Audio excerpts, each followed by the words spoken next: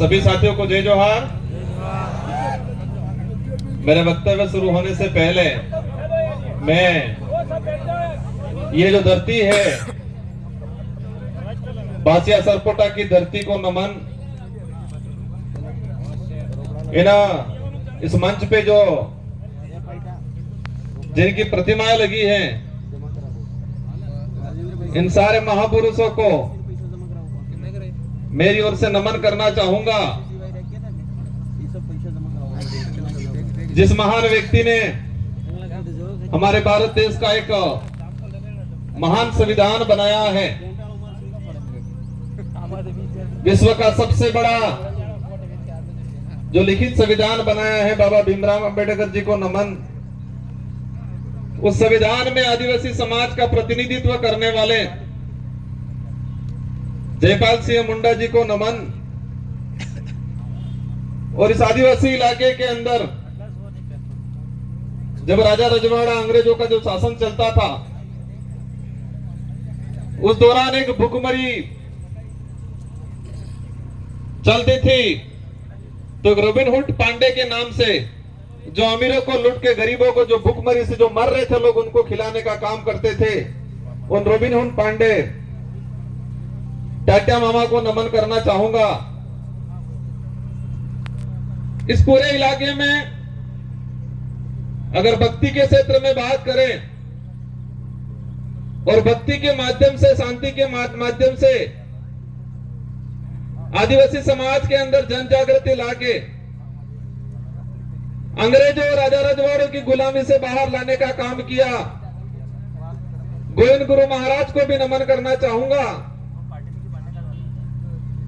इन्हीं क्रम में हमारे जितने जो योद्धा हैं, और हम मामा बालेश्वर जी को नहीं भूल सकते, जिन्होंने इस बांसवाड़ा पूरे जिले के अंदर आदिवासी समाज हो या अन्य समाज हो, सारे समाजों को एकजुट करके यहाँ के हक अधिकार को लेके इस क्षेत्र में काम किया। उनको भी नमन करना चाहूंगा। और मैं कोशिश करूंगा कि जितने जो महापुरुषों के मैंने जो नाम लिए और महापुरुषों के जो विचार थे, उन विचारों को जन जन तक पहुंचाने के लिए उन्होंने जो संघर्ष किया, उन्हीं विचारों को आगे बढ़ाने का काम मैं और मेरी भारतीय आदिवासी पार्टी करेगी और आने वाले समय में अनवरत करती रहेगी। इन विचारों को आगे बढ़ाएंगे। साथियों, पूर्व वक्ताओं ने हर प्रकार की बात बताई, हमारे क्षेत्र की बात बताई, आदिवासी समुदाय के हक अधिकार को लेकर बात बताई। और ये हमारा जो देश एक लोकतांत्रिक देश है, और उस लोकतांत्रिक देश में विचारों के आधार पे जनता इन पार्टियों को मत देती है, उन नेताओं को मत देती है और विधानसभा लोकसभा में भेजती है। आज मुझे भी 84 की जनता ने दूसरी बार विधायक बनाया, और वो भी राजस्थान की 200 विधानसभा के अंदर। उस दौरान 199 विधानसभा में एक साथ चुनाव हुआ था, और उसमें परसेंटेज के मामले में सबसे अधिक मतदान 84 की जनता ने मुझे बहुमत देकर जिताया था। उससे पहले 2018 में मुझे जिताया 84 की जनता ने। और आज मेरा सौभाग्य है, डूंगरपुर बांसवाड़े की जो जनता है, उस जनता की भावना थी कि ये व्यक्ति हमारे इस क्षेत्र का आदिवासी समुदाय के हक अधिकार की बात को लेके, एससी समुदाय के हक अधिकार की बात को लेके, माइनॉरिटी समुदाय के हक अधिकार की बात को लेके और साथ ही क्षेत्र के अंदर अन्य समुदाय जो मानवता में विश्वास करता है, इन सारों लोगों की जो भावना है, उनकी बात है लोकसभा में ये व्यक्ति पहुंचाएगा। ये आपने विचार किया और आपके विचारों से हमारे पार्टी की जो सिलेक्शन प्रणाली है, इस भारत आदिवासी पार्टी में हाईकमान नहीं होता है और इस पार्टी में हाईकमान आम जनता, आम कार्यकर्ता होती है। और आपकी भावना के अनुरूप मुझे इस लोकसभा क्षेत्र का सांसद प्रत्याशी बनाया और मैं उम्मीद करूंगा कि जिस भावना से आपने मेरा सिलेक्शन किया है, उसी भावना से मेरा इलेक्शन भी करोगे, ये मुझे उम्मीद है आप सबसे। मैं आप सबको भरोसा भी दिलाना चाहूंगा, इस देश को आजाद कराने में इस क्षेत्र के अंदर आजादी से पहले जो शोषणकारी नीति वाले लोग थे, उनके खिलाफ ये जो जितने जो महापुरुष हैं, उन महापुरुषों ने अपने विचारों के माध्यम से इस क्षेत्र में जन जागरण किया, लोगों को जागरूक किया और अपने हक अधिकार के प्रति लड़ने के लिए प्रेरित किया। और मैं वही विचार, ये जो महापुरुष हैं, उन महापुरुषों के जो उद्देश्य थे, इन उद्देश्यों को उन्हीं के विचारों के माध्यम से मैं पूरे करने की कोशिश करूंगा। साथ ही आज का जो कार्यक्रम है, अनुसूचित क्षेत्र में आरक्षण व्यवस्था, आरक्षण को लेकर महासम्मेलन,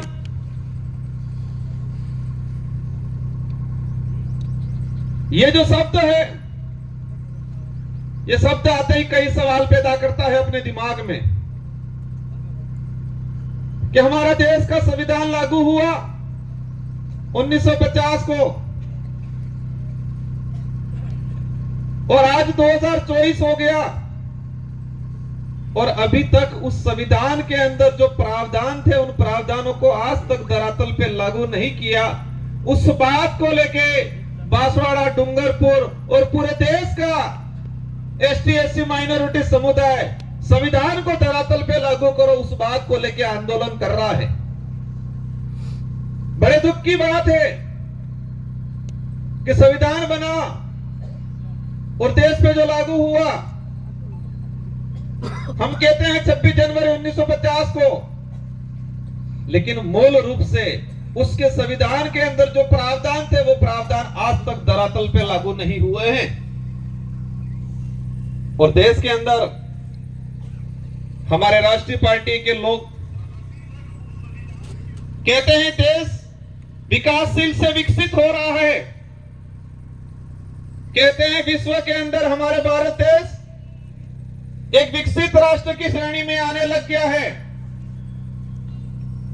लेकिन देश के अंदर देखा जाए, आज से 5 साल पहले जिस 5वीं स्कूल के अंदर 70 बच्चे पढ़ रहे थे और आज उसी 5वीं स्कूल के अंदर 35 बच्चे पढ़ रहे हैं। आज से 5-10 साल पहले हमारे देश के प्रत्येक नागरिक पे जो कर्जा था, और आज देखें वो कर्जा 4 गुना तेजी से बढ़ रहा है। आज जो कुपोषण का जो स्थिति है, आज से 5 साल पहले जाएंगे तो इतना कुपोषण नहीं मिलेगा जितना आज कुपोषण है।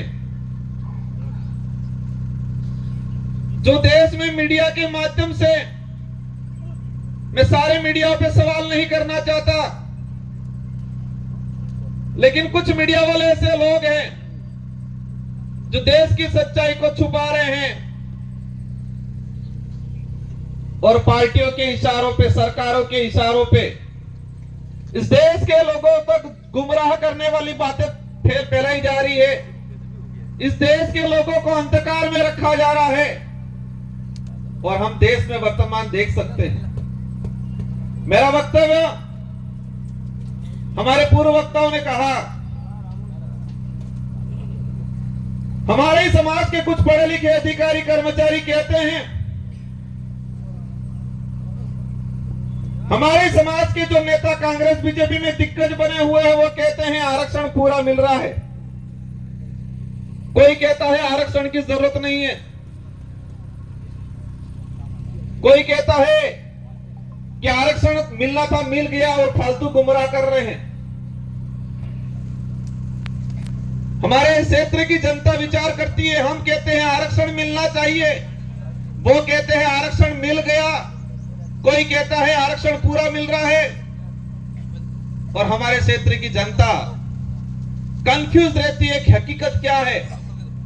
हमारा पढ़ा लिखा बेरोजगार युवा वो भी कंफ्यूज रहता है कि आरक्षण क्या है। और दुख की बात यह है कि हमारे पाठ्यक्रम में बेमतलब की चीजें डाली जा रही है। अगर देश के अंदर आरक्षण को लेकर जो चल रहा है, कुछ लोग कहते हैं भ्रमित किया जा रहा है। देश के आरक्षित वर्ग को, युवाओं को अगर क्लियर करना चाहिए था तो संविधान के अंदर जो आरक्षण व्यवस्था रखी गई है उसको हमारे पाठ्यक्रम में लागू कर दिया होता तो आज हर युवा को पता होता कि मेरा रिजर्वेशन संविधान के अंदर इतना है, शेड्यूल एरिया में इतना है, नॉन शेड्यूल एरिया में इतना है। लेकिन होता क्या है, वो आरक्षित वर्ग का युवा आरक्षण को जान जाएगा, समझ जाएगा, संविधान में प्रावधान क्या है समझ जाएगा, तो वो सवाल खड़ा करेगा उन राष्ट्रीय पार्टियों से, उन नेताओं से जो आते हैं कहते हैं कि राम के नाम से वोट देना। कहते कि नहीं कहते? इन लोगों ने कभी ये नहीं कहा कि बेरोजगारी खत्म करेंगे, बेरोजगारी खत्म करने के नाम से वोट देना, ये बोला उन्होंने। इस क्षेत्र में शिक्षा में गिरावट हो रही है, शिक्षा के क्षेत्र में हम काम करेंगे, इसके नाम से वोट देना, ये नहीं बोला। और इस देश का दुर्भाग्य है कि इस देश में ऐसे नेता पैदा हुए हैं जो खुद के समाज का तो भला नहीं किया, लेकिन जिस पार्टी का खाया, जिस पार्टी में पद प्राप्त किए, उच्च ओहदे पे गए, उस पार्टी के भी नहीं हुए। जिस पार्टी के अंदर गए हैं उनको कहना चाह रहा हूं कि जो व्यक्ति उनके समाज का नहीं हुआ, जो व्यक्ति उसकी पार्टी का नहीं हुआ, वो तुम्हारा कतई नहीं हो सकता है। और इस क्षेत्र में देखा है मैंने, हमारे जनरल वर्ग के भाइयों को जाके ये भड़काते हैं, कहते हैं कि तुम चिंता मत करना, मैं तुम्हारे साथ हूं, ये बोलते हैं।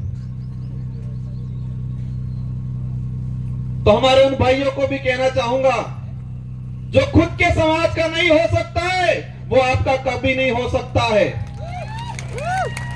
ये विचारधारा सच्चाई को लेकर लड़ रहे हैं। ये विचारधारा, हम कहते हैं हम आदिवासी समाज में पैदा हुए हैं, मेरा पहला फर्ज बनता है कि मैं मेरे परिवार के लिए, मेरे समाज के लिए बात रखूं।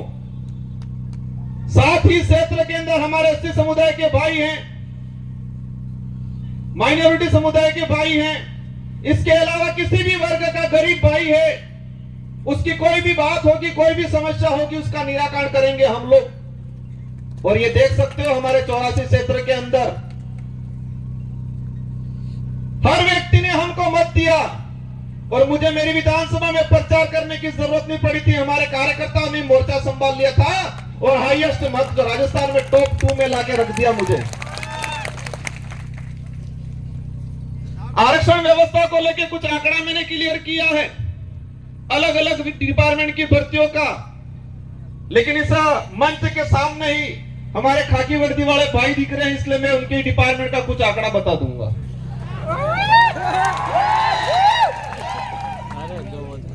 मैंने एक लेटर लिखा था 2020 में कि अनुसूचित क्षेत्र के अंदर आरक्षण व्यवस्था को लेके 2013 के अंदर जो अधिसूचना जारी की है वो इस क्षेत्र के लिए काला कानून है, ये वर्ड यूज किया था मैंने अनुसूचित क्षेत्र के 1700 सरपंचों को पत्र लिखा था, सारे एमएलए एमपी को पत्र लिखा था, पूर्व एमएलए प्रधान को पत्र लिखा था। मैंने 2000 के करीब लेटर लिखे थे और उस लेटर में हेडिंग लिखी थी कि 2013 की अधिसूचना आदिवासी समुदाय के लिए काला कानून है, यह वर्ड यूज किया था मैंने। और उसी वर्ड को मैं आज एक्सप्लेन करना चाहूंगा मैंने क्यों बोला था। ये समय का अभाव है, मैं शॉर्टकट निपटूंगा। हमारे साथ जो अन्याय हुआ है, हमारे साथ जो धोखा हुआ है, हमारे युवाओं की भावनाओं के साथ खिलवाड़ हुआ है, वो सभी गांठ बांध के रखना है, वो गुस्सा अंदर समाहित करके रखना है। और जब लोकतंत्र में एक अवसर आता है हर 5 साल में, उस दिन ये बदला एक साथ लेना है और उनका रगड़ा निकालना है। 2013 की अधिसूचना हुई पुलिस डिपार्टमेंट की भर्ती 2013, 2016 और 2018।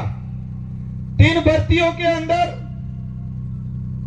2312 कुल पद आए। मैं ये आज इसलिए कहना चाह रहा हूं कि इन्हीं कमल कांग्रेस के नेताओं ने और मुख्य रूप से 2013 में जो मंत्री थे, वर्तमान विधायक थे, जो ईडी के डर से आज भाजपा में चले गए, उनके ही कर कमलों से यह लागू किया गया था। अब इसमें क्या है प्रावधान? इन 3 भर्तियों की बात करें, कांस्टेबल भर्ती 2312 कुल पद आए। प्रावधान यह किया गया 45% एसटी को, 5% एससी को और 50% ओपन कैटेगरी को दे दिया जाएगा। मतलब ओपन कैटेगरी में कोई भी जा सकता है, एससी का व्यक्ति जा सकता है, एसटी का व्यक्ति जा सकता है। यह बात बोली उन लोगों ने, लेकिन आंकड़ा क्या आता है? मैं ऑल ओवर अगर बात करूं, एसटी को मिले 828, 2312 में से एसटी को मिले 828 और वो 35% पद मिले, 45% पूरा नहीं मिला। वही बात करें ओपन कैटेगरी के जो पद आए 1156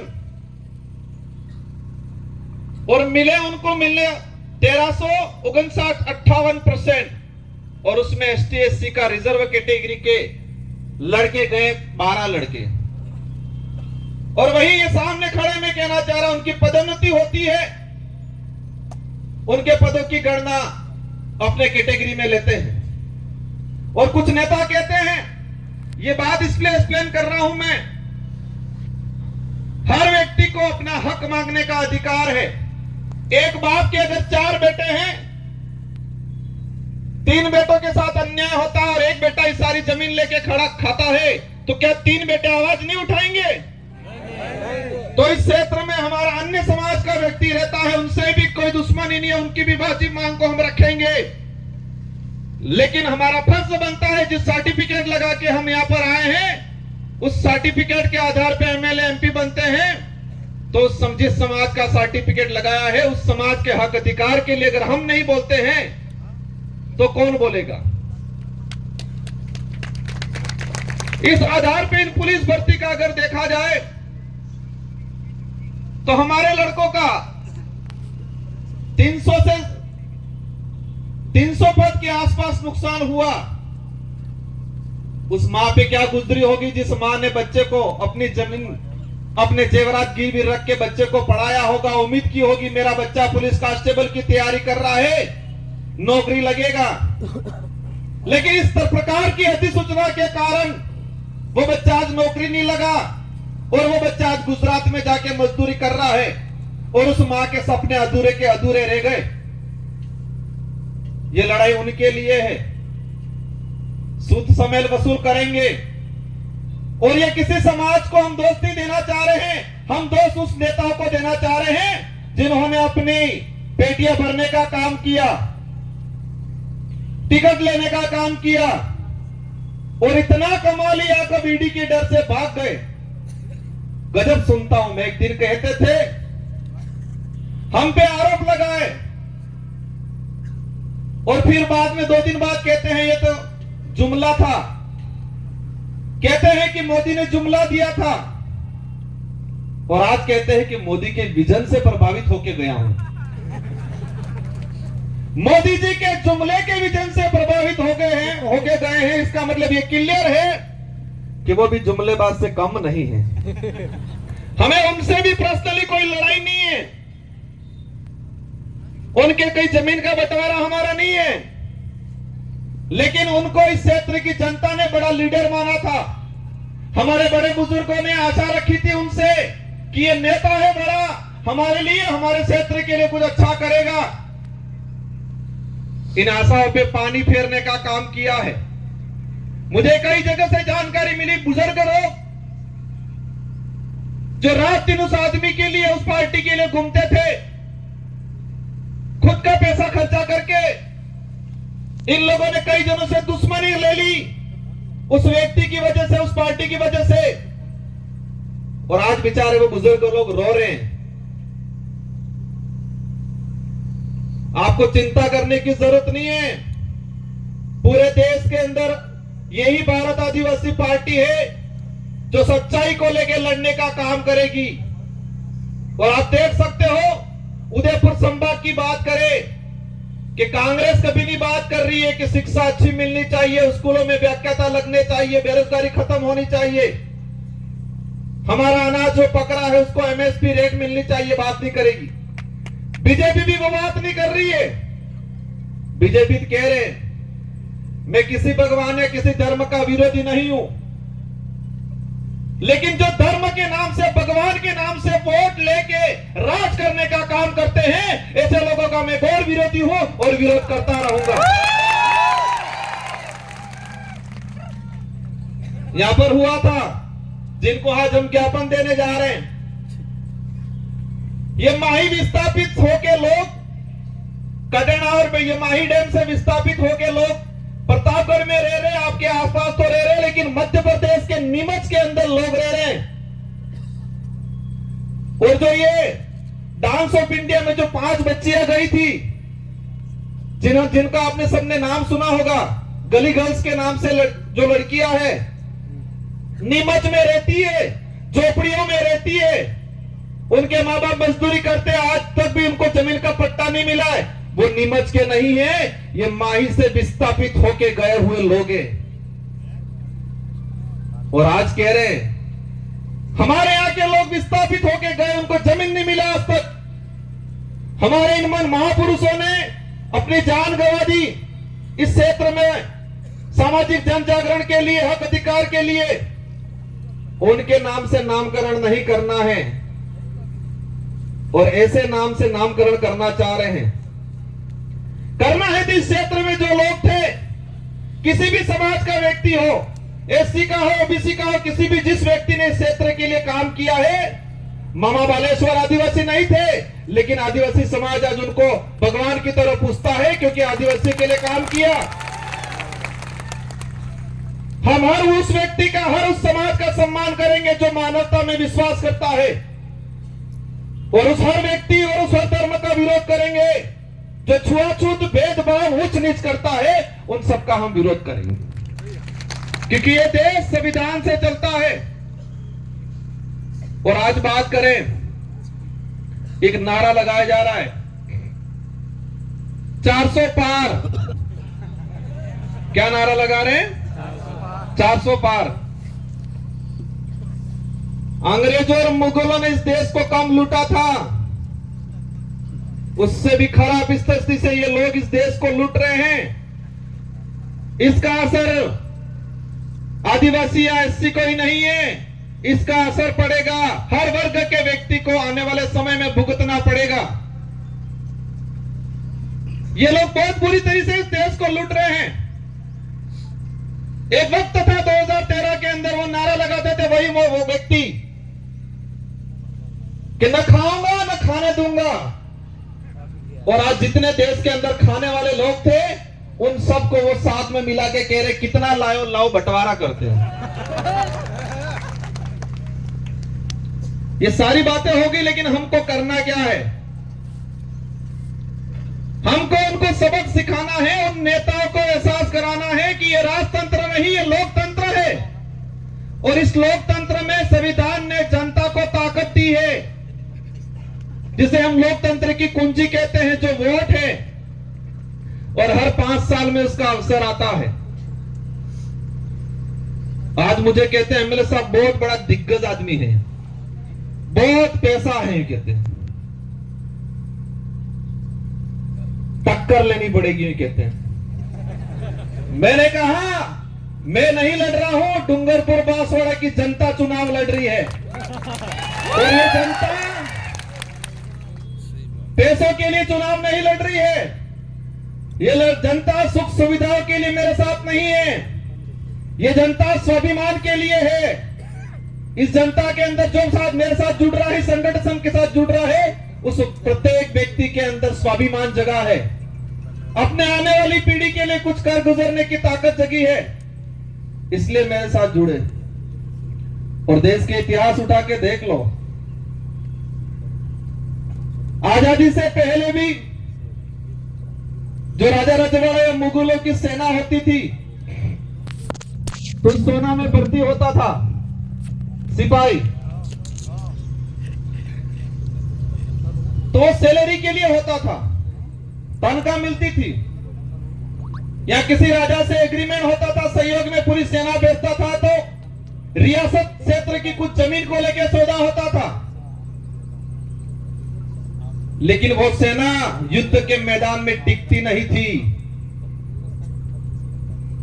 और यही देश के इतिहास उठा के देख लो कि मुगल के अकबर के सामने इस देश के सारे राजाओं ने अधीनता स्वीकार कर ली थी, लेकिन महाराणा प्रताप एक ऐसा था जिसने मुगलों के सामने अधीनता स्वीकार नहीं की थी। देश के इतिहास में पढ़ाया जाता है, हमारे बड़े बुजुर्गों से सुनते हैं कि देश के अंदर सारे राजाओं ने अकबर की अधीनता स्वीकार कर ली, लेकिन राणा प्रताप ने अधीनता स्वीकार नहीं की, क्योंकि देश के अंदर अन्य जो राजा थे उनकी जो सेना थी वो सैलरी पे थी, तनख्वाह पे थी।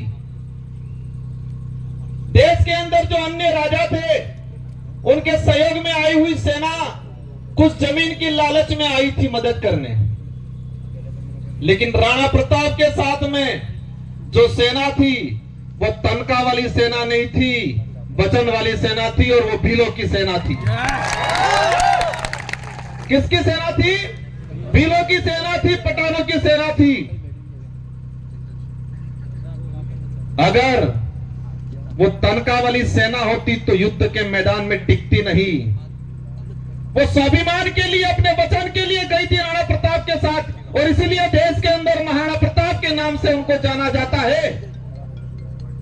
और उनके भाई थे शक्ति सिंह और जगमाल, वो भाई भी उनके साथ में नहीं थे। इससे यह सिद्ध होता है कि महाराणा प्रताप को किसने साथ दिया। उनके परिवार के लोग भी हट गए थे, वो भी मान सिंह की गोद में जाके बैठ गए थे। उस कुल के लोग हैं ये। और मुझे पता है कि कांग्रेस और बीजेपी के बहकाव में आके उनसे पैसा लेके ये काम नहीं करेंगे। ये लोग स्वाभिमान के लिए काम करेंगे, ये वचन के लिए काम करेंगे, आने वाली पीढ़ी के लिए काम करेंगे। मेरी बात को आप समझ गए होंगे कि हमारे लोगों ने महाराणा प्रताप को वचन दिया था, तनख्वाह नहीं ली थी। फौज में हमारे लोग भर्ती नहीं हुए थे, तनख्वाह की बेसिस पे नहीं हुए थे।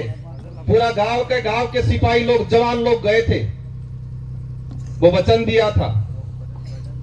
और इस लड़ाई में, इस मैदान लोकसभा क्षेत्र में मुझे उम्मीद है पैसों वाली सेना नहीं टिकेगी, वचन वाली सेना टिकेगी। क्योंकि उनके साथ जो सेना है वो पैसों वाली सेना है, तनख्वाह वाली सेना है, तहारी वाली सेना है, और हमारे साथ वचन वाली सेना है, स्वाभिमान से जीने वाले लोग हैं।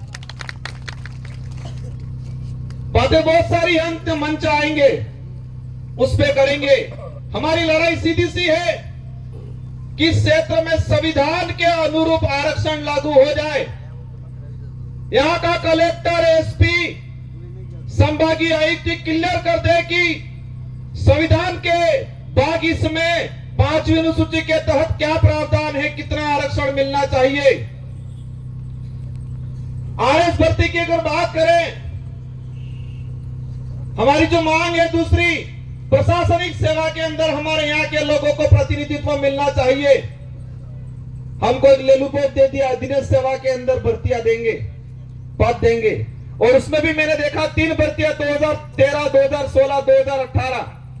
अनुसूचित क्षेत्र के अंदर अधीनस्थ सेवा के 109 पद आए, एसटी के लोगों को मिले 42, ओपन कैटेगरी में गए 67 और एससी समाज को मिले 0 और ओबीसी वालों को तो पता ही नहीं है कि हम है कौन, हम आते कहां है वही नहीं पता है हमको। और मैं कहता हूं इस क्षेत्र से अगर ओबीसी की किसी ने आवाज उठाई थी, राजकुमार रोत ने उठाई थी। हम हर व्यक्ति की बात करेंगे, लेकिन हमारा हक किसी को मारने नहीं देंगे। एससी समुदाय को 0 सीट तीनों भर्तियों में और अधीनस्थ सेवा के अंदर 67 पद आए, उसमें एसटी एससी रिजर्व कैटेगरी का एक लड़का नहीं गया।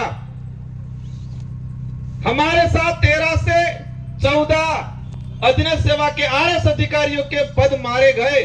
इसका गुनहगार कौन? जो ईडी के डर से भाजपा में गए वो है। ये लड़ाई बेरोजगारों की लड़ाई है। ये लड़ाई हमारे क्षेत्र में शिक्षा के क्षेत्र में क्रांति लाने की लड़ाई है। हम सबको लड़ना है। ये चुनाव जीतने तक का उद्देश्य नहीं है, नारे लगाने या पार्टी का नाम लेने तक का उद्देश्य नहीं है। हमको हमारा समाज बचाना है, हमारा देश बचाना है। ये देश का संविधान अधिकार देता है हर व्यक्ति को, हर समाज को अपने हक अधिकार की बात करने का अधिकार है और करना चाहिए हर व्यक्ति को। लेकिन हमारे यहाँ के नेताओं ने इस क्षेत्र को बर्बाद करने का काम किया है। मुद्दे अनेक हैं।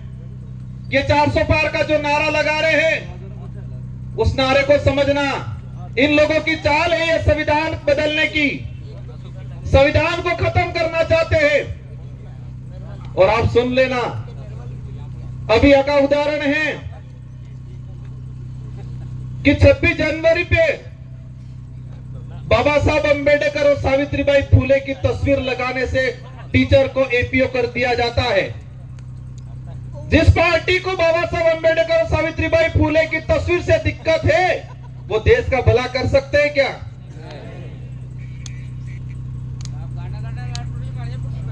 ये अंग्रेजों से भी बदतर स्थिति इस देश की करने वाले हैं। और हम सबको मिलके, और ये पार्टी कोई क्षेत्रीय पार्टी या इस डूंगरपुर, बांसवाड़ा, उदयपुर तक सीमित रहने वाली नहीं है।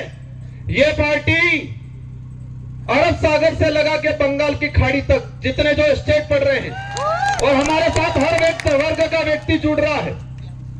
हम सच्चाई की लड़ाई लड़ रहे हैं। आने वाले समय में मुझे उम्मीद है, मेरी एक बात पे आप गौर करोगे कि युद्ध के मैदान में सैलरी वाली जो तनख्वाह वाली सेना नहीं टिकती है, युद्ध के मैदान में वचन वाली और स्वाभिमान वाली सेना टिकती है। और वही सेना मेरे साथ है। मुझे पता है हमारे लोग गरीब है, कमजोर है हमारा कार्यकर्ता, लेकिन मुझे यह भी पता है कि उस व्यक्ति के अंदर जमीर जिंदा है, उसका स्वाभिमान नहीं मरा है। वो व्यक्ति डट के मुकाबला करेगा और पूरे भारत की रोमांचक सीट ये होगी। और मुझे दुख भी है, मेरे 84 के कार्यकर्ताओं का दुख है, मेरा भी दुख है कि 84 की जनता ने एक शानदार बैंडेड दिया था मुझे। मेरी भी इच्छा थी मैं 84 के अंदर ही रहूं, मेरे कार्यकर्ताओं की भी इच्छा थी 84 के अंदर रहूं, लेकिन बांसवाड़ा वाले ही नहीं माने। और आपको ये तेरवाने का काम करना है और ये बेड़ा पार करना है। इन्हीं शब्दों के साथ आप सबको धन्यवाद। एक बात और बोलना चाहूंगा, देश के अंदर भाजपा के नेता बहुत प्रताड़ित थे, और विशेषकर बांसवाड़ा में जो भाजपा के नेता बेचारे बहुत प्रताड़ित थे, हमसे भी ज्यादा प्रताड़ित थे। बचपन में बच्चा रोता था, मां कहती थी भूत आ जाएगा सो जाइए। और यहां भाजपा के नेता इतने प्रताड़ित है, हल्का सा बेचारा कुछ करता है, कहते हैं ईडी आ जाएगी चुप हो जा, मोदी जी की ईडी आ जाएगी चुप हो जाएगा। वो चाहता बहुत कुछ है बेचारा, पर अंदर से डर हुआ है।